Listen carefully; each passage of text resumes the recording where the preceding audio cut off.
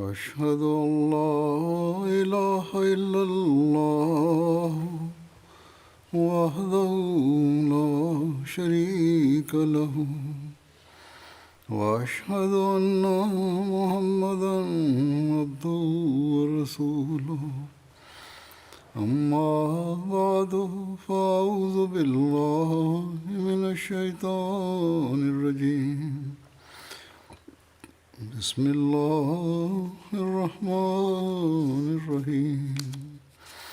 الحمد لله رب العالمين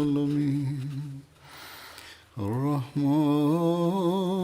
الرحيم مالك يوم الدين إياك نعبد وإياك نستعين اهدنا الصراط المستقيم صراط الذين أنعمت عليهم غير المغضوب عليهم ولا الضالين.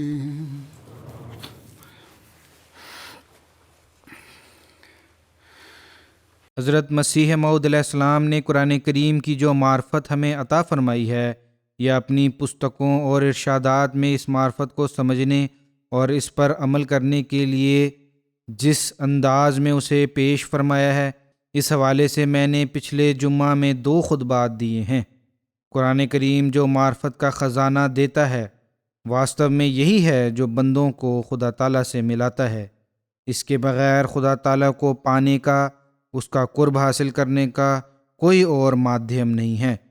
حضرت مسیح موعود علیہ السلام اپنے ایک شعر میں فرماتے ہیں، قرآن خدا نما ہے، خدا کا کلام ہے،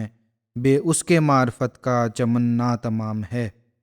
عطا وہ نقطہ ہے جسے ہمیشہ اپنے سامنے رکھنا چاہیے۔ یدی ہم خدا تعالیٰ کا ساندھیہ اور اس کی رضا چاہتے ہیں، یدی ہم اپنی دنیا اور آخرت کو سنوارنا چاہتے ہیں، تو یہ چیزیں یاد رکھنی چاہیے۔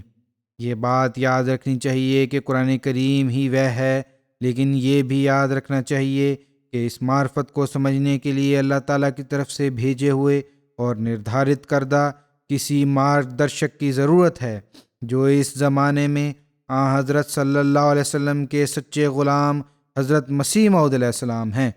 آپ نے قرآن کریم کے وبھن پہلوؤں پر جس طرح گہرائی میں جا کر روشنی ڈالی ہے اور اس کے حسن سے اوگت فرمایا ہے، جیسا کہ میں نے کہا وہ پچھلے 2 خطبات میں نے ورنن کیا ہے۔ آپ علیہ السلام کے ورنن کردہ علم و معرفت کے اس خزانے اور قرآن کریم کی تعلیم کو سمجھنے کا یہ سلسلہ ابھی ختم نہیں ہوا، بلکہ ابھی کافی مواد اس بارے میں ورنن کرنے والا ہے۔ آج بھی اس سلسلے کو جاری رکھتے ہوئے میں قرآن کریم کی وشیشتاؤں اور مقام اور اہمیت کا ورنن حضرت مسیح موعود علیہ السلام کے ارشاد اور تحریرات کی روشنی میں کروں گا۔ جس گہرائی سے آپ نے ہمیں قرآن کریم کے استھان اور مہتو سے اوگت کروایا ہے، ہمیں خدا تعالیٰ کا قرب حاصل کرنے اور قرآن کریم کی شکشا پر عمل کرنے کا فہم اور ادراک دیتی ہے۔ اطیب بڑے غور سے ہمیں ان باتوں کو سننے اور سمجھنے کی کوشش کرنی چاہیے تاکہ ہم اپنی زندگی کے ادیشیہ کو حاصل کرنے والے ہوں۔ اس بات کی وضاحت فرماتے ہوئے قرآن خدا کلام ہے۔ لالا بھیم سین کے نام ایک پتر میں حضرت مسیح موعود علیہ السلام تحریر فرماتے ہیں کہ ابھی تھوڑے دن کی بات ہے کہ لیکھ رام نامی ایک برہمن جو آریہ تھا، قادیان میں میرے پاس آیا ہے اور کہا کہ وید خدا کا کلام ہے، قرآن شریف خدا کا کلام نہیں ہے۔ میں نے اس کو کہا چونکہ تمہارا دعویٰ ہے کہ وید خدا کا کلام ہے، پرنتو میں اس کو اس کی موجودہ حیثیت کے لحاظ سے خدا کا کلام نہیں جانتا، کیونکہ اس میں شرک کی تعلیم ہے۔ جس میں شرک کی تعلیم ہو وہ خدا کا کلام کس طرح ہو سکتا ہے؟ اور اس کے علاوہ اور کئی ناپاک تعلیمیں ہیں، پرنتو قرآن شریف تو خدا کا کلام جانتا ہوں، کیونکہ نہ اس میں شرک کی تعلیم ہے نہ کوئی ناپاک تعلیم، اور اس کی پیروی سے زندہ خدا کا چہرہ نظر آتا ہے اور معجزات ظاہر ہوتے ہیں۔ عطا خدا تعالیٰ کے کلام ہونے کی شرط یہ ہے کہ وہ شرک سے پاک ہو اور اس پر عمل کرنے سے خدا تعالیٰ کا چہرہ نظر آئے۔ قرآن کریم نے کس طرح خدا تعالیٰ کا چہرہ دکھانے میں اپنا کردار ادا کیا ہے، اس بات کو صحابہ رضی اللہ عنہ کی زندگیوں میں دیکھا جا سکتا ہے۔ اس لیے قرآن کریم کی تعلیم کا صحابہ کرام رضی اللہ عنہ پر اثر کا ورنن فرماتے ہوئے حضرت مسیح موعود علیہ السلام فرماتے ہیں کہ حضرت صلی اللہ علیہ وسلم کا زمانہ جو صدر اسلام کا وقت تھا، اس زمانہ پر وسیع نظر ڈال کر ثابت ہوتا ہے کہ حضرت صلی اللہ علیہ وسلم کی تعلیم نے کیوں کر ایمان لانے والوں کو مذکورہ بالا اندرا درجے سے اعلیٰ درجے تک پہنچا دیا، کیونکہ ایمان لانے والے اپنی ابتدائی حالات سے اکثر ایسے تھے جس حالات کو وہ ایک ساتھ لے کر آئے تھے۔ وہ حالت جنگلی وحشیوں سے بدتر تھی اور درندوں کی طرح ان کی زندگی تھی۔ اس قدر بد اعمال اور بد اخلاق میں وہ مبتلا تھے کہ انسانیت سے باہر ہو چکے تھے اور ایسے بے شعور ہو چکے تھے کہ نہیں سمجھتے تھے کہ ہم بد اعمال ہیں، یعنی نیکی اور بدی کی شناخت کی حس بھی جاتی رہی۔ عطا قرآن کریم کی تعلیم اور حضرت صلی اللہ علیہ وسلم کی صحبت نے جو پہلا پربھاؤ ان پر کیا تو وہ یہ تھا کہ ان کو محسوس ہو گیا کہ ہم پاکیزگی کے جامہ سے بالکل ننگے اور بدعملی کے گند میں گرفتار ہیں، جیسے کہ اللہ تعالیٰ ان کی پہلی حالت کے نسبت فرماتا ہے اولئک کالانعام بل ہم اضل، ارتھات یہ لوگ چارپائیوں کی طرح ہیں بلکہ ان سے بھی بدتر۔ پھر جب حضرت صلی اللہ علیہ وسلم کی پاک صحبت اور فرقان حمید کی دلکش تاثیر سے ان کو محسوس ہو گیا کہ جس حالت میں ہم نے زندگی بسر کی ہے وہ وحشیانہ زندگی ہے اور سراسر بد عملیوں سے ملوث ہے، تو انہوں نے روح القدس سے قوت پا کر نیک اعمال کی طرح حرکت کی، جیسا کہ اللہ تعالیٰ ان کے حق میں فرماتا ہے وَأَيَّدَهُمْ بِرُوحٍ مِّنْهُ، ارتھات خدا نے ایک پاک روح کے ساتھ ان کی تائید کی۔ وہ غیبی طاقت تھی جو ایمان لانے کے بعد اور کسی قدر صبر کرنے کے بعد انسان کو ملی۔ پھر وہ لوگ اس طاقت کے حاصل ہونے کے بعد ناقابل اس درجہ پر رہے کہ اپنے عیبوں اور گناہوں کو محسوس کرتے ہوں اور ان کی بدبو سے بیزار ہوں، بلکہ اب وہ نیکی کی طرف اس قدر قدم اٹھانے لگیں کہ صلاحیت کے کمال کو نفس تک طے کر لیا اور کمزوریوں کے مقابل پر نیک اعمال کی بجاوری میں طاقت بھی پیدا ہو گئی۔ نہ صرف کمزوریاں دور کی بلکہ نیکیوں میں قدم بڑھتے گئے اور اس طرح پر درمیانی حالت ان کو حاصل ہو گئی، اور پھر وہ لوگ روح القدس کی طاقت سے پریپورن ہو کر ان مجاہدات میں لگے کہ اپنے پاک اعمال کے ساتھ شیطان پر غالب آ جائیں۔ تب انہوں نے خدا کے راضی کرنے کے لیے ان مجاہدات کو اختیار کیا کہ جن سے بڑھ کر انسان کے لیے متصور نہیں۔ انہوں نے خدا کی راہ میں اپنی جانوں کا خس و خشاش کی طرح بھی قدر نہیں کی، آخر وہ قبول کیے گئے اور خدا تعالیٰ نے ان کے دلوں کو گناہ سے پورنتہ بیزار کر دیا اور نیکی کی محبت ڈال دی۔ عطا یہ ہے قرآن کریم کا ان پر اثر کہ وہ زمین سے اٹھے اور آسمان کی چمکدار ستارے بن گئے، جن کے بارے میں حضرت صلی اللہ علیہ وسلم نے فرمایا کہ ان میں سے ہر ایک تمہارے لیے ہے۔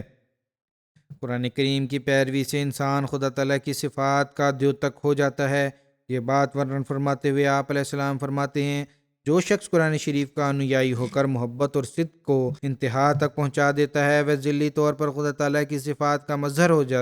ہو جاتا ہے۔ کیول پیرو ہونا شرط نہیں بلکہ محبت اور صدق کے انتہا تک پہنچانا شرط ہے، ارتھات اس کے احکامات پر مکمل عمل ہو، تب وہ اللہ تعالیٰ کی صفات کا مظہر ہے۔ پھر فرمایا یہ سب نتیجہ اس زبردست طاقت اور خاصیت کا ہوتا ہے جو خدا کے کلام قرآن شریف میں ہم مشاہدہ کرتے ہیں۔ وہ زبردست طاقت اور خاصیت کسی اور کتاب میں نہیں جو کسی قوم کے نزدیک الہامی سمجھی جاتی ہے۔ شاید اس کا یہ سبب ہو کہ وہ کتابیں دور ہونے کے کارن سے دراز زمانہ کی پریورتتی ہو چکی ہے، یا شاید یہ سبب ہو کہ جبکہ لفظ ان کے محرف و مبدل نہیں ہوئے پرنتو معنی بگاڑ دیے گئے ہیں۔ شاید یہ سبب ہو کہ خدا نے اس آخری زمانہ میں تفرقہ دور کرنے اور دنیا کے تمام لوگوں کو کیول ایک کتاب پر جمع کرنے کے لیے ان تمام پہلی پستکوں کی برکتیں مسلوب کر لی ہیں۔ انیتھا اس کا سبب کیا ہے کہ جس طرح قرآن شریف اور حضرت صلی اللہ علیہ وسلم کی سچی پیروی سے انسان جماعت اولیاء اللہ میں داخل ہو سکتا ہے، ان کتابوں میں یہ خاصیت پائی جاتی ہے، اور یہی وجہ ہے کہ ان کتابوں کے پیروں ان کمالات سے منکر ہیں جو انسان کو قرب کے مقام میں حاصل ہو سکتے ہیں، بلکہ وہ کرامات خارق عادت پر ہنسی ٹھٹا کرتے ہیں، معجزات کو نہ کیول مانتے ہیں بلکہ ان پر ہنسی ٹھٹا بھی کرتے ہیں، اور یہی وجہ ہے کہ خدا تعالیٰ سے دور ہو گئے ہیں، مذہب سے دور ہو گئے ہیں۔ پھر فرمایا پرنتو ہم ان پر کوئی ہنسی ٹھٹھا نہیں کرتے، کسی پر ہم ہنسی ٹھٹھا نہیں کرتے، ان کی محرومی کو دیکھ کر رونا ضرور ہے۔ ان کی ہمدردی ہمارے دل میں اللہ تعالیٰ سے دور جا کر اس کی صفات کو بھول کر نئے زمانے کی روشنی کو اپنے غلط رویہ کو نام دے کر دوبارہ جانوروں والی حرکتیں کرنے لگ گئے، اور یہی کچھ ہمیں آج کل مادیت پرستوں میں نظر آتا ہے۔ بہرحال اپنی بات کے تسلسل میں آپ علیہ السلام آگے فرماتے ہیں کہ میں اس جگہ پچھلے قصوں کو ورنن نہیں کرتا، بلکہ میں وہی باتیں کہتا کرتا ہوں جن کا مجھے ذاتی علم ہے۔ میں نے قرآن شریف میں ایک زبردست طاقت پائی ہے، میں نے یہاں حضرت صلی اللہ علیہ وسلم کی پیروی میں ایک عجیب خاصیت دیکھی ہے جو کسی مذہب میں وہ خاصیت اور طاقت نہیں، وہ یہ کہ سچے پیروں اس کا مقام ولایت تک پہنچ جاتا ہے۔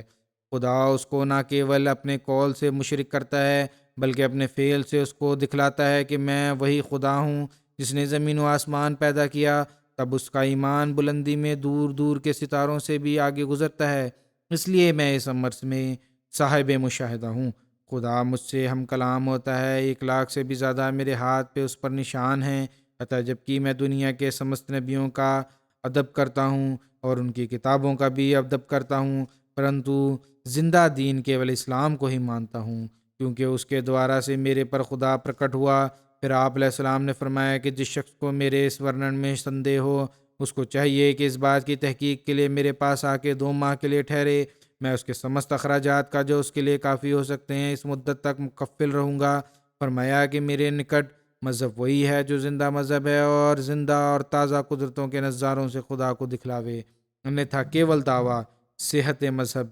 تچھ ہے اور بنا دلیل کے ہے۔ جنہوں نے آپ کی اس دعوت سے فیض پانا تھا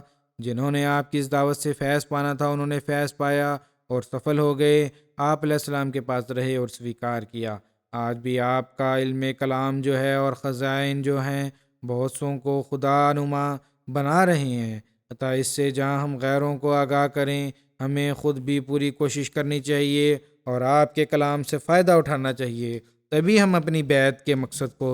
پورا کر سکتے ہیں۔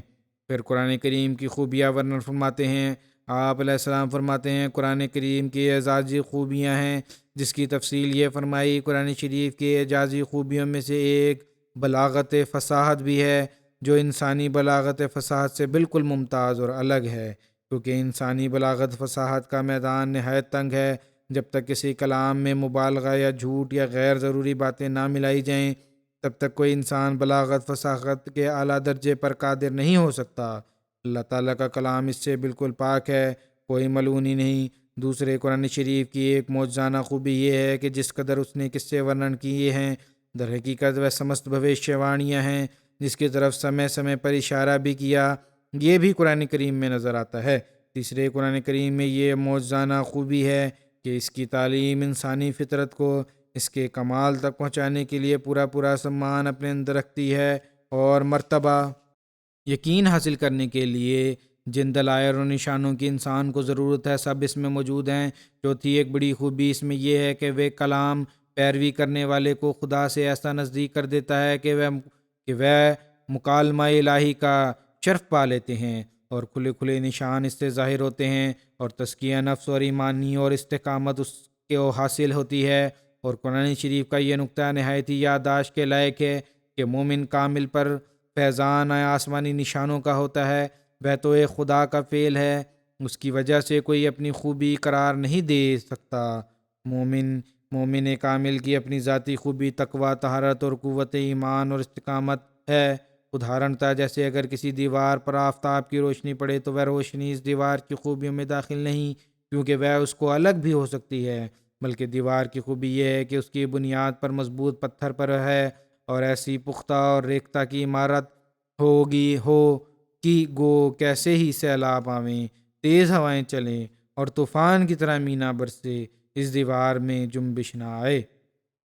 عطا ایمان کی بھی ایسی حالت ہونی چاہیے۔ قرآن کریم کو خدا تعالیٰ کا مقدس کلام سمجھ کر اس عمل کی بھی ایسی حالت ہونی چاہیے کہ یہی ہے جو ہمارے ایمان کو مضبوط کرتا ہے، ہمیں خدا سے ملاتا ہے۔ کوئی آندھی، کوئی طوفان، کوئی مخالفت انسان کو اپنے ایمان سے ہلا سکے یہ ہے انسان کی خوبی کہ ہمارے اس پر خدا تعالیٰ کے کلام کی روشنی پڑتی رہے اور اس کو سمجھنے کی وہ کوشش کرتا رہے۔ پھر فرمایا کہ قرآن کریم ایک ایسی کتاب ہے جس کی پیروی کے نتیجہ میں دعائیں قبول ہوتی ہیں۔ تفصیل ورنن فرماتے ہوئے فرماتے ہیں قرآن شریف کی موزانہ تاثیرات یہ ایک بھی ہے کہ اس کی کامل پیروی کرنے والے درجہ قبولیت کا پاتے ہیں اور اپنی دعائیں قبول ہو کر خدا تعالیٰ کو اپنی کلام لذیذ اور پربھاو کے ذریعے سے ان کو سوچنا دیتے ہیں اور خاص طور پر دشمنوں کے مقابل پر ان کی مدد کرتا ہے اور تائید کو طور پر اپنے غیب خاص پر ان کو اوگت فرماتا ہے۔ ہم اس بات کو ورنن فرماتے ہوئے کہ قرآن کریم میں ہدایت ہے، آپ علیہ السلام فرماتے ہیں کہ فتح عرب کے مشرکوں کی طرح اس کے دیش کے اہل کتاب بھی اپرادھی سوبھاو کے ہو گئے تھے۔ عیسائیوں نے تو کفارہ کے وشے پر زور دے کر اور اس پر بھروسہ کر کے یہ سمجھ لیا کہ ہم پر سب اپرادھ وید ہیں، اور یہود کہتے تھے کہ ہم پر اپرادھ کرنے کا کارن کیول کچھ دن نرک میں پڑیں گے، اس سے ادھک نہیں، جیسا کہ اس بارے میں اللہ تعالیٰ فرماتا ہے انواد یہ دلیری اور ساہس ان کو اس لیے پیدا ہوا کہ ان کا کہنا کہ نرک کی آگ یدی ہمیں چھوئے گی تو کیول کچھ دن تک رہے گی، اور جو وہ جھوٹی باتیں گڑھتے ہیں انہی پر اکڑنے سے انہیں یہ وچار ہے۔ آل عمران 25۔ حتیٰ جب عرب کے اہل کتاب اور مشرک اتیدک دشکرمی ہو چکے تھے، حتیٰ برائی کر کے سمجھتے تھے کہ ہم نے نیکی کا کام کیا ہے، اپرادھوں سے نہیں رکتے تتھا لوگوں کے امن چین میں وگھن ڈالتے تھے، تو خدا تعالیٰ نے اپنے نبی کو ہاتھ میں شاسن کی باغ دوڑ دے کر ان کے ہاتھ میں غریبوں کو بچانا چاہا، اور چونکہ عرب کا دیش نرنکش تھا تتھا وہ لوگ کسی بادشاہ کی حکومت کے ادھین نہیں تھے، اس لیے پرتیک سمودائے بہت آزاد اور نڈر ہو کر جیون ویتیت کرتا تھا، اور چونکہ ان کے لیے کوئی دنڈ کا قانون نہ تھا اس لیے وہ لوگ پرتی دن اپرادھوں میں بڑھتے جاتے تھے۔ تو خدا تعالیٰ نے اس دیش پر دیا رحم کر کے حضرت صلی اللہ علیہ وسلم کو اس دیش کے لیے نہ کیول رسول بنا کر بھیجا بلکہ اس دیش کا بادشاہ بھی بنا دیا، اور پوتر قرآن کو ایک ایسے قانون بھی کی طرح پورن کر دیا جس میں دیوان، فوجداری، آرتھک سب نردیش ہیں۔ عطا حضرت صلی اللہ علیہ وسلم ایک بادشاہ ہونے کی حیثیت سے سمست سموداؤں کے حاکم تھے، اور ہر ایک دھرم کے لوگ اپنے مقدموں کا فیصلہ آپ سے کراتے تھے۔ پوتر قرآن سے سدھ ہے کہ ایک بار ایک مسلمان اور ایک یہودی کا آپ کی عدالت میں مقدمہ آیا تو آپ نے چھان بین کرنے کے بعد یہود کو سچا ٹھہرایا اور مسلمانوں پر اس کے دعوے کی ڈگری کی۔ کچھ نادان ورودھی جو دھیان پورک پوتر قرآن نہیں پڑھتے وہ ہر ایک وشے کو حضرت صلی اللہ علیہ وسلم کی رسالت کے ادھین لے آتے ہیں، حالانکہ ایسا دنڈ خلافت ارتھات بادشاہت کی حیثیت سے دیے جاتے ہیں۔ پھر قرآن کریم کے ذریعہ پاکیزہ کے حصول کے مضمون کو ورنن فرماتے ہوئے آپ علیہ السلام فرماتے ہیں یہ تو سپشٹ ہے کہ پرتیک وستو کی بڑی خوبی یہی سمجھی جائے گی کہ جس ادیشیہ کو پورن کرنے کے لیے وہ بنائی گئی تھی اس ادیشیہ کو اتم رنگ میں پورن کر سکے۔ ادھارنتا یدی کسی بیل کے کھیت جوتنے کے لیے خریدا گیا تو اس بیل کی یہی خوبی وشیشتا دیکھی جائے گی کہ وہ بیل کھیت جوتنے کے کام کو اتم رنگ میں ادا کر سکے۔ اسی پرکار اسپشٹ ہے کہ آکاشیہ پستک کا مول ادیشیہ یہی ہونا چاہیے کہ اپنے انوکرن کرنے والوں کو اپنی شکشا، پربھاؤ، سدھار کی شکتی تتھا اپنی روحانی وشیشتا سے پرتیک گناہ اور پوتر جیون سے مکت کر کے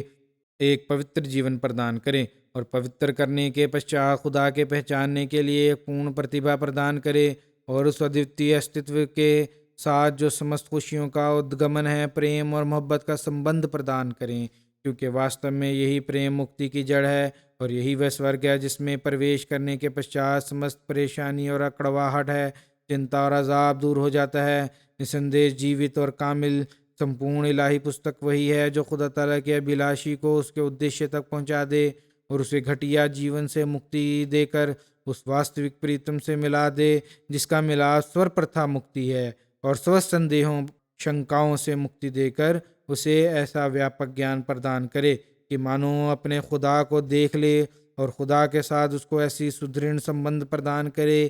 کہ وہ خدا کا وفادار بندہ بن جائے اور اس خدا بن جائے، اور خدا اس پر ایسی بھلائی اور اپکار کرے کہ اپنی بھن بھن پرکار کی سہایتا، مدد، سمرتھن سے اس میں اور اس کے غیر میں انتر کر کے دکھلائے تتھا اس پر اپنی معرفت کے دروازے کھول دے۔ یدی کوئی پستک اپنے اس کرتویہ کو پورا نہ کرے جو اس کا مول کرتویہ ہے، اور اپنے نرتھک دعوے سے اپنی خوبی سدھ کرنا چاہے تو اس کا یہی ادھارن ہے۔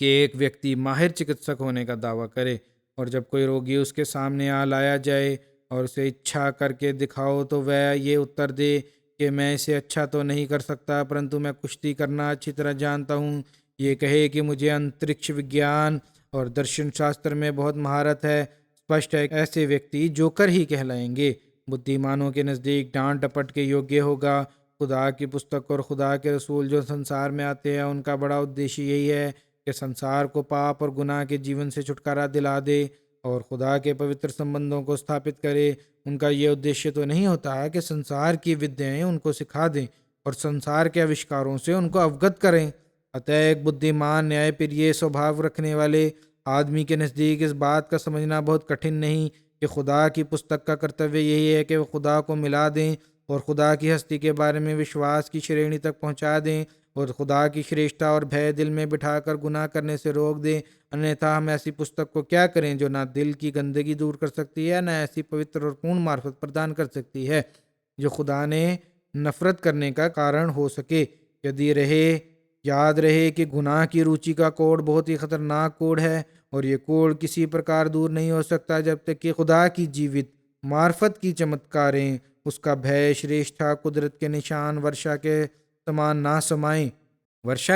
نہ آئیں۔ جب تک منشیہ خدا کو اس کی بھیبیت کرنے والی شکتیوں کے ساتھ ایسا نکٹ نہ دیکھے جیسے وہ بکری جب شیر کو دیکھتی ہے کہ وہ کیول اس سے 2 قدم کی دوری پر ہے۔ منشیہ کو یہ آوشکتا ہے کہ وہ گناہ کی گھاتک بھاوناؤں سے بچ جائے اور اس کے دل میں خدا کی مہانتا اتنی ادھک بیٹھ جائے کہ وہ ووش کرنے والی کام واسناؤں کی چاہت جو بجلی کی طرح اس پر گرتی ہے تتھا اس کے سیم کو ایک پل میں جلا دیتی ہے اور دور ہو جائے، پرنتو کیا وہ اپوتر بھاونائیں جو مرگی کی طرح بار بار پڑتی ہیں اور سمے کے ہوش و حواس کو کھو دیتی ہے، وہ کیول اپنے ہی بنائے ہوئے پرمیشور کی کلپنا سے دور ہو سکتی ہے یا کیول اپنے ہی پرستوت وچاروں سے دب جاتی ہے یا کسی ایسے کفارے سے رک سکتی ہے جس کا خدا اپنے نفس کو چھوا بھی نہیں؟ ہرگز نہیں۔ یہ بات معمولی نہیں بلکہ سب باتوں سے بڑھ کر بدھیمان کے نزدیک وچار کرنے یوگی یہی بات ہے کہ وہ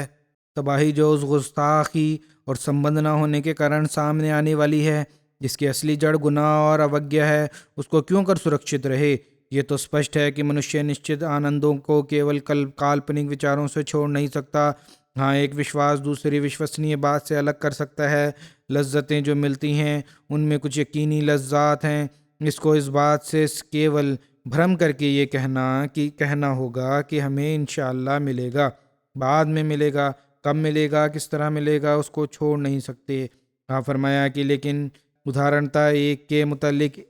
ایک ارتھات جنگل ہے، اس کے متعلق یقین ہے کہ اس جگہ سے کئی ہرن ہم بآسانی پکڑ سکتے ہیں اور ہم اس یقین کی تحریک پر قدم اٹھانے کے لیے مستعد ہیں، پرنتو جب یہ دوسرا یقین ہو جائے کہ وہاں 50 شیر ببر موجود ہے اور 1000 خوخار اژدہا بھی ہیں جو منہ کھول بیٹھے ہیں، تب ہم اسی ارادہ کے دستخش ہو جائیں گے۔ اسی طرح بغیر اس درجہ یقین کے گناہ بھی دور ہو سکتا ہے۔ گناہ دور کرنے کا یہ طریقہ ہے کہ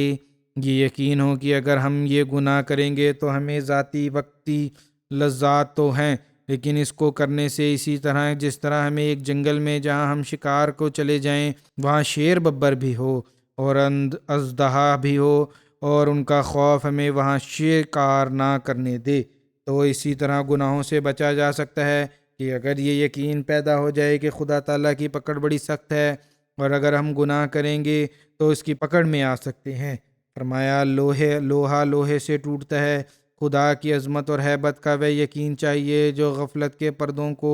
پاش کر دے اور بدن پر ایک لرزہ ڈال دے اور موت کو قریب کر کے دکھلا دے اور ایسا خوف دل پر غالب کرے جس سے سمست اچھاؤں کے پودے نفس امارہ کے ٹوٹ جائیں اور انسان ایک غیبی ہاتھ سے خدا کی طرف کھینچا جائے۔ اس کی دلیل اس یقین سے بھر جائے کہ در حقیقت خدا موجود ہے جو بے باک مجرم کو بے سزا نہیں چھوڑتا۔ اتہ حقیقی پاکیزگی کا طالب ایسی کتاب کو کیا کریں جس کے ذریعہ سے یہ ضرور رفع نہ ہو سکے۔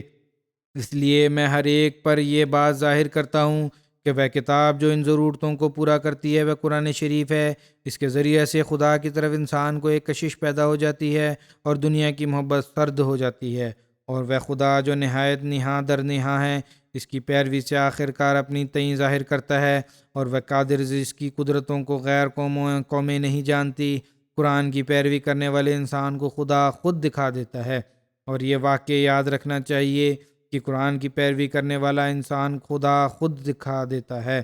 اور عالم ملکوت کا اس کو سیر کراتا ہے، اور اپنے انل موجود ہونے کی آواز سے آپ اپنی ہستی کو اس کو خبر دیتا ہے۔ وہ فہم و ادراک جو قرآن شریف کے بارے میں ہونا چاہیے، یہ اس تعلیم کا عملی پہلو ہے جس کو ہمیں اظہار ہونا چاہیے، انیتھا دوسرے مذہب کی طرح ہمارا ایمان کا دعویٰ کیول دعویٰ ہوگا۔ اب یہاں فرمایا کہ یہ کتاب اصلاح کرتی ہے، دوسری کتابیں نہیں کرتی، ان میں کوئی نئی تعلیم کامل نہیں اس لیے نہیں کرتی، اور اگر ہم قرآن کریم کو مانتے ہیں اور پھر اصلاح نہیں ہوتی تو اس میں ہمارا قصور ہے، کیونکہ جیسا کہ آپ نے فرمایا کامل پیروی ضروری ہے۔ کامل پیروی اگر نہیں ہوگی تو اس طرح اصلاح ہوگی، اس پر عمل کرو گے تو کس طرح اصلاح ہوگی؟ عطا ہمیشہ کوشش کرنی چاہیے کہ ہم کامل پیروی کرنے والے ہوں۔ اللہ تعالیٰ اس کی توفیق دے۔ پھر آپ علیہ السلام فرماتے ہیں، ہمارا مشاہدہ اور تجربہ اور ان سب کا جو ہم سے پہلے گزر چکے ہیں اس بات کا گواہ ہے کہ قرآن شریف اپنی روحانی خاصیت اور اپنی ذاتی روشنی سے اپنے سچے پیروں کو اپنی طرف کھینچتا ہے اور اس کے دل کو منور کرتا ہے، اور پھر بڑے بڑے نشان دکھلا کر خود سے ایسے تعلقات مستحکم بخش دیتا ہے کہ وہ ایسی تلواروں سے بھی ٹوٹ نہیں سکتے۔ جو ٹکڑا ٹکڑا کرنا چاہتے ہیں وہ دل کی آنکھ کھولتا ہے اور گناہ کے گندے چشمہ کو بند کرتا ہے، اور خدا کے لذیذ مکالمہ مخاطبہ سے شرف بخشتا ہے، اور علوم غیب عطا فرماتا ہے، اور دعا قبول کرنے پر اپنے کلام سے سوچنا دیتا ہے، اور پرتیک جو اس شخص سے مقابلہ کرے جو قرآن شریف کا سچا پیرو ہو، خدا اپنے ہیبت ناک نشان کے ساتھ اس پر ظاہر کر دیتا ہے کہ وہ اس بندہ کے ساتھ جو اس کے کلام کی پیروی کرتا ہے تو سچا پیرا ہونا بنیادی شرط ہے۔ پھر اس بات کو ورنن فرماتے ہیں کہ قرآن کریم شرک سے نجات کا ذریعہ ہے۔ آپ علیہ السلام فرماتے ہیں، جو کچھ قرآن شریف نے توحید کی بیج بلاد عرب فارس، مصر، شام، ہند، چین، افغانستان، کشمیر اتیادی بلاد میں بو دیا ہے، اکثر بلاد سے بت پرستی اور دیگر اقسام کی مخلوق پرستی کا تخم جڑ سے اکھاڑ دیا۔ یہ ایک ایسی کارروائی ہے کہ اس کی نظیر کسی زمانہ میں نہیں پائی جاتی۔ یہ جو اسلام شروع میں پھیلا اور ان ملکوں میں شرک ختم ہوا تو یہ قرآن کریم کی تعلیم پر عمل کرنے کی وجہ سے تھا، اس لیے ہمارے آباء و اجداد نے اسلام قبول کر لیا۔ لیکن اگر ہم اس پر عمل نہیں کر رہے تو پھر ہم واپس جو اسی جہالت میں جا رہے ہیں۔ قرآن کریم کی تعلیم اعلیٰ درجے کی تعلیم ہے۔ اس کے بارے میں آپ علیہ السلام فرماتے ہیں، جو کتاب ابتدائے آفریشنش کے وقت آئی ہوگی اس کی نسبت عقل قطعی طور پر تجویز نہیں کرتی کہ وہ کامل کتاب نہیں ہوگی۔ جو کتابیں شروع میں آئی ہیں عقل تسلیم کرتی ہیں کہ وہ کامل نہیں ہو سکتی، بلکہ وہ کیول اس استاد کی طرح ہوگی جو اکشر پڑھنے والے بچے کو تعلیم دیتا ہے، بچوں کو الف بے پہ سکھاتا ہے۔ صاف ظاہر ہے کہ کیسی ابتدائی تعلیم میں بہت لیاقت کی ضرورت نہیں ہوتی۔ پرائمری تعلیم بچوں کو دینی ہے، ABC سکھانی ہے، الف بے جیم سکھانا ہے تو بہت زیادہ لیاقت کی ضرورت نہیں ہے۔ ہاں، جس زمانے میں انسانی تجربے نے ترقی کی اور نیز نو انسان کئی قسم کی غلطیوں میں پڑ گئی، تب باریک تعلیم کی حاجت پڑی، بالخصوص جب گمراہی کی تاریکی دنیا میں پھیل گئی اور انسانی نفوس کئی قسم کے علمی اور عملی ضلالت میں مبتلا ہو گئے، تب ایک اعلیٰ اور اکمل تعلیم کی حاجت پڑی اور وہ قرآن شریف ہے۔ لیکن ابتدائی زمانہ کی کتاب کے لیے اعلیٰ درجے کی تعلیم کی ضرورت نہ تھی، کیونکہ ابھی انسانی نفوس سادہ تھے اور ہنوز ان میں کوئی ظلمت اور ضلالت جازگی نہیں ہوئی تھی۔ ہاں، اس کتاب کے لیے اعلیٰ تعلیم کی ضرورت تھی جو انتہائی درجہ کی ضلالت کے وقت ظاہر ہوئی اور ان لوگوں کی اصلاح کے لیے آئی جن کے دلوں میں عقائد فساد راسخ ہو چکے تھے اور اعمال قبیحہ ایک عادت کے حکم میں ہو گئے تھے۔ قرآن شریف کی تعلیم اس وقت آئی جب انسانی دماغ میچور ہو گیا تھا، سمجھنے لگا کہ برائیاں بھی انتہا کو پہنچ گئی تھیں اور انسان ان میں ڈوبا رہا تھا۔ اس وقت اس کے دماغ کے مطابق تعلیم آ گئی۔ پھر قرآن کریم کے عالمگیر کتاب ہونے کے بارے میں فرمایا کہ یاد رکھیں کہ یہ بات واستو میں صحیح اور درست ہے کہ سنسار کے آرمبھ میں بھی ایک الہامی کتاب نو انسان کو ملی تھی۔ فرمایا کہ اس جگہ اگر کوئی یہ سوال کرے کہ ابتدائی زمانہ میں کیول ایک الہامی کتاب انسانوں کو کیوں دی گئی؟ ہر ایک قوم کے لیے جدا جدا کتابیں کیوں نہ دی گئی؟ اس کا جواب یہ ہے کہ ابتدائی زمانہ میں انسان تھوڑے تھے اور اس سنکھیا سے بھی کمتر تھے جو ان کو ایک قوم کہا جائے، اس لیے ان کے لیے کیول ایک کتاب کافی تھی۔ پھر بعد اس کے جب دنیا میں انسان پھیل گئے اور ہر ایک حصہ زمین کے باشندوں کا ایک قوم بن گئی اور باعث دور دراز مسافات کے ایک قوم دوسری قوم کے حالات سے بالکل بے خبر ہو گئی، ایسے زمانہ میں خدا تعالیٰ کی حکمت و مصلحت کے تقاضا فرمایا کہ ہر ایک قوم کے لیے جدا جدا رسول اور الہامی کتابیں دی جائیں۔ اس لیے ایسا ہی ہوا۔ پھر جب نوع انسان نے دنیا کی آبادی میں ترقی کی اور ملاقات کے لیے راہ کھل گئی اور ایک دیش کے لوگوں کو دوسرے دیش کے لوگوں کے ساتھ ملاقات کرنے کے لیے سامان میسر آ گئے اور اس بات کا علم ہو گیا کہ امک امک حصہ زمین پر نوع انسان رہتے ہیں، اور خدا تعالیٰ کا ارادہ ہوا کہ ان سب کو پھر دوبارہ ایک قوم کی طرح بنا دیا جائے اور بعد تفرقہ کے پھر ان کو جمع کیا جائے، تب خدا نے تمام ملکوں کے لیے ایک کتاب بھیجی اور اس کتاب میں حکم فرمایا کہ جس جس زمانہ میں یہ کتاب مختلف دیشوں میں پہنچے ان کا فرض ہوگا کہ ان کو قبول کر لے اور اس پر ایمان لاوے، اور وہ کتاب قرآن شریف ہے جو سمست ملکوں کا باہمی رشتہ قائم کرنے کے لیے آئی ہے۔ قرآن سے پہلے سب کتابیں مختص القوم کہلاتی تھیں، ارتھات کیول ایک قوم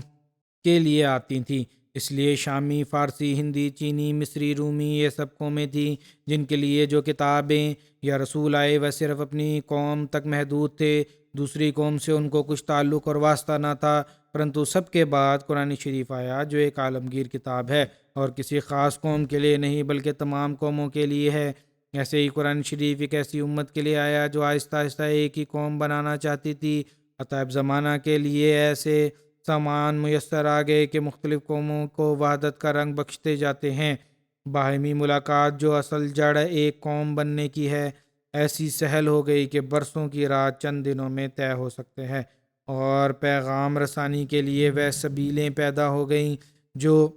ایک برس میں بھی کسی دور دراز کے دیش کی خبر نہیں آ سکتی تھی، وہ اب ایک ساتھ میں آ سکتی ہے۔ زمانہ میں ایک ایسا انقلاب عظیم پیدا ہو رہا ہے اور تمدنی دریا کی دھار نے ایک ایسی طرف رخ کر لیا ہے جس سے صریح معلوم ہوتا ہے کہ اب خدا تعالیٰ کا یہی ارادہ ہے کہ سمست قوموں کی جو دنیا میں پھیلی ہوئی ایک قوم بنا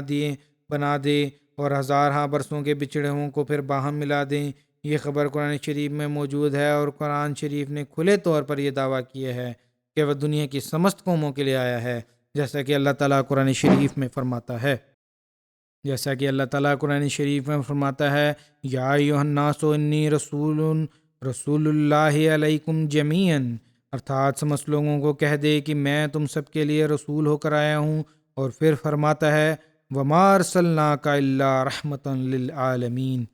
ارتھات میں نے سمست عالموں کے لیے تجھے رحمت کر کے بھیجا ہے، سمست سنساروں کے لیے تجھے رحمت کر کے بھیجا ہے۔ اور پھر فرماتا ہے لِیَکُونَ لِلْعَالَمِینَ نَذِیرًا، ارتھات ہم نے اس لیے بھیجا ہے کہ سمجھ دنیا کو ڈراوے، لیکن ہم بڑے زور سے کہتے ہیں کہ قرآن شریف کے پہلے دنیا کی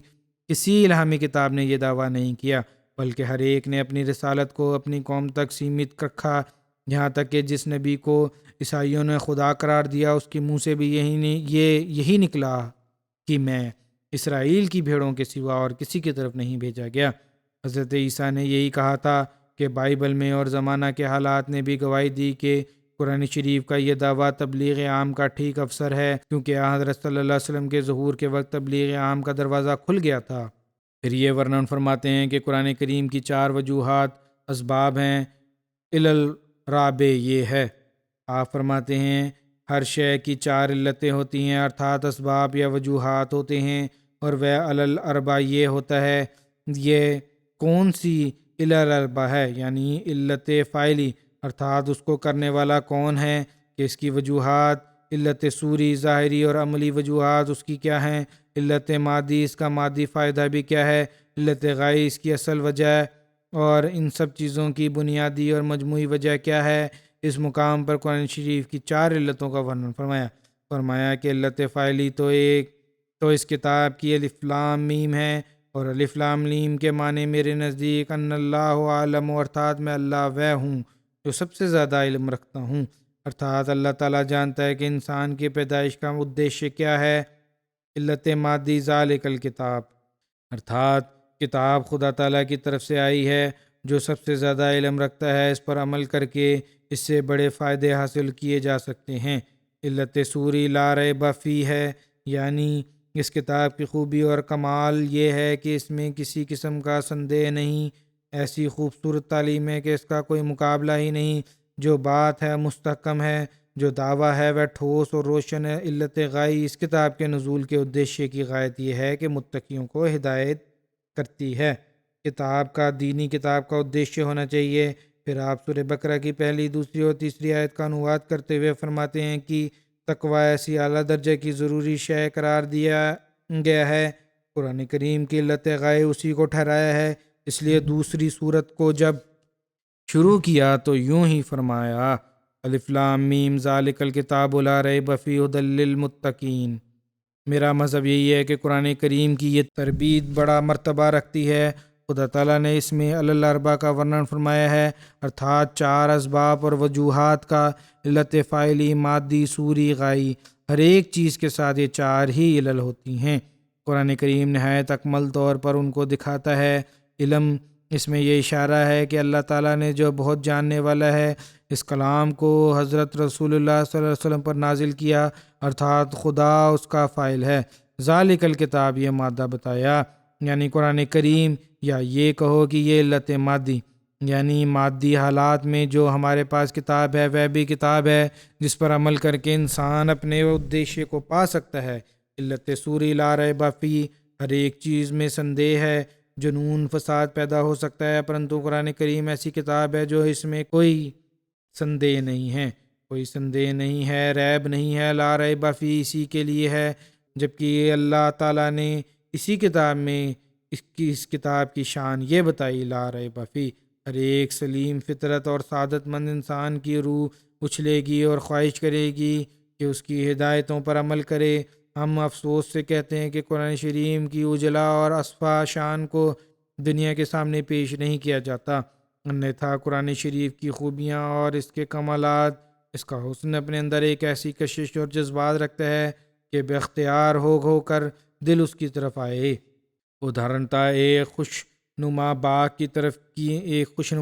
کی تعریف کی جائے، اس کے خوشبودار درختوں اور دل کو تر و تازہ کرنے والی بوٹیوں اور روشوں اور مصفہ پانی کی بہتی ہوئی ندیوں اور نہروں کا تذکرہ کیا جائے، تو ہر ایک شخص کے دل سے چاہے گا کہ اس کی سیر کرے اور اس سے آنند اٹھاوے۔ اور اگر یہ بھی بتایا جاوے کہ اس میں کچھ چشمے ایسے جاری جو امراض پرانے اور دیہات دینے والوں کو شفا دیتے ہیں، اور بھی زیادہ جوش اور طلب کے ساتھ لوگ وہاں جائیں گے۔ اسی طرح پر قرآن شریف کی خوبیاں اور کمالات کو اگر نہایت ہی خوبصورت اور مؤثر الفاظ میں ورنن کیا جاوے تو روحیں پورے جوش کے ساتھ اس کی طرف ہیں، اور حقیقت میں روح کی تسلی اور سیری کا سامان وہ بات جس سے روح کی حقیقت احتیاج پوری ہوتی ہے، قرآن کریم ہی میں ہے۔ اس لیے اللہ تعالیٰ فرماتا ہے ھدی للمتقین، متقی کے لیے ہدایت ہے۔ دوسری جگہ کہا لا یمسہ الا المطہرون، کوئی اسے نہیں چھو سکتا سوائے پاک کیے ہوئے لوگوں کے۔ فرمایا کہ اس سے مراد وہی متقی ہیں جو ورنن ہوئے ہیں۔ اس سے صاف طور پر معلوم ہوا کہ قرآن کریم کے علوم کے انکشاف کے لیے تقوی شرط ہے، لیکن آج کل کے نو نہاد نے جو تقوی سے آری ہیں، اس کی تعلیم کو ایسے رنگ میں پیش کیا کہ مخالفین اسلام کو اس کی تعلیم پر مزید اعتراض کرنے کا اوسر مل رہا ہے۔ آج یہ ہم احمدیوں کا کام ہے کہ ہم اپنے اندر تقوی پیدا کرتے ہوئے اس تعلیم کی خوبیوں کو اپنے قول و فعل سے کر کے اب دکھائیں، عمل کر کے اب دکھائیں، دنیا کو بتائیں کہ قرآن کریم ہی ہے جو ہر قسم کی بیماریوں کا علاج ہے، اور اس کو بھیجنے والا وہ خدا ہے جس سے اسے با مقصد بنا کر دنیا کے الہام کے لیے بھیجا، دنیا کی اصلاح کے لیے بھیجا۔ اللہ تعالیٰ ہمیں تقوی پر چلتے ہوئے اس پر عمل کرنے کی توفیق عطا فرمائے۔ بہت گہرے مضامین ہیں، بہت غور سے سننے والے ہیں، بہت غور سے اس پر عمل کرنے کی ضرورت ہے۔ قرآن کریم کو بڑے غور سے ہمیں پڑھنا چاہیے۔ اب میں دعا کی تحریک بھی کرنا چاہتا ہوں۔ بنگلہ دیش میں آج کل جلسہ سالانہ ہو رہا ہے، آج بھی ان کا پہلا دن تھا، لیکن وہاں مخالفین نے حملہ کیا، جلسہ گاہ پر بھی حملہ کیا، کئی لوگ وہاں زخمی بھی ہوئے۔ میرا خیال ہے باہر سے کچھ اس طرح انہوں نے حملہ کیا کہ کچھ زخمی ہوئے ہیں، کچھ شدید زخمی بھی ہیں۔ پھر کچھ لوگوں کی وجہ سے وہاں اس علاقے میں احمدی تھے، ان کے گھروں کو بھی جلا رہے ہیں۔ ابھی تک جو خبر آئی ہے اس کے مطابق، اور کتنا نقصان ہوا ہے ابھی پورا اندازہ نہیں۔ اللہ تعالیٰ احمدیوں کو ان کے اپدرو سے بھی سرکشت رکھے اور ان کی پکڑ کے بھی سامان کرے۔ اب تو ان کے لیے کوئی ہدایت کی دعا نہیں ہو سکتی۔ اللہم مزقہم کل ممزق وصحکہم تصحیقا والی دعا ہی ہے جو ان کے لیے ہمارے منہ سے نکلتی ہے، دل سے ہے۔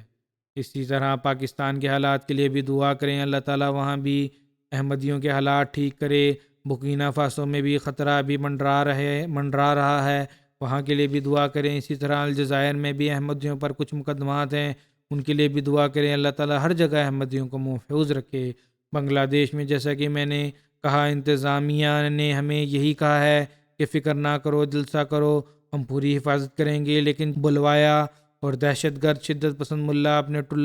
اپنے ٹولیوں کو لے کر آئے تو پولیس وہاں تماشائی بن کے بیٹھی ہوئی ہے اور کوئی قدم نہیں اٹھا رہی۔ بہرحال ہمیں اللہ تعالیٰ کی طرف جھکنا چاہیے، اللہ تعالیٰ سے دعا مانگنی چاہیے۔ اللہ تعالیٰ ہمیں ان بھائیوں کی مشکلات کو جلد دور فرمائے، ہمارے تمام بھائیوں کی مشکلات کو جلد دور فرمائے۔